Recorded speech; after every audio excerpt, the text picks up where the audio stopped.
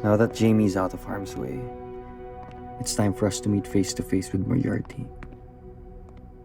I-message mo ba o tatawagan mo na ba yung number na nakuha natin kay Officer Montreal? May number ka niya, di ba?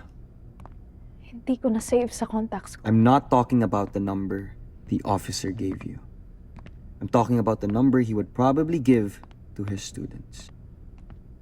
Sorry, I don't follow. Hindi ko maintindihan kung ano ba o kung sino ba yung tinutukoy mo. I want you to set up a meeting at 4 p.m. tomorrow with Professor Jim Moraita, your Math 100 professor.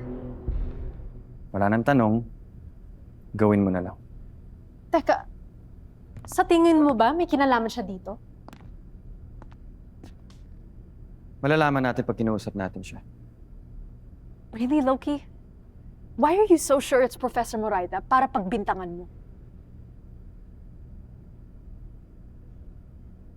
Look, I get it, okay? Gusto ko din mahuli si Moriarty. Pero hindi ka siguradong si Professor Moraita yun. Bukas, sige, kausapin lang natin. Ganito na lang. I-email ko muna siya No bago... need. I've decided. Ako na lang kakausap kay Professor Moraita. Bakit? Because starting today,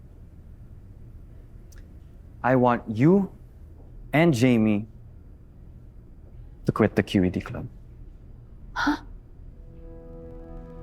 This is for your own good. Para di na rin kayo mapahamak pa. Hindi. Hindi ko gagawin yun, Loki. Alam mo, ikaw nga yung nag-convince sa akin sumali sa club na to, tas ngayon gusto mo ako mag-quit? You don't know what the QED club means to me. Dito lang ako nagkakaroon ng halaga. This is the only place where my actions truly matter. And I'm able to help people by bringing bad people to justice. And I'm able to use my talent in writing to write about the stories of these cases. Kaya hindi mo ako basta-basta mapapaalis dito sa club na to. So I'm sorry. Pero kahit ano pang sabihin mo sa akin, sasamahan kita bukas kapag nakipag-usap ka kay Professor Moraita.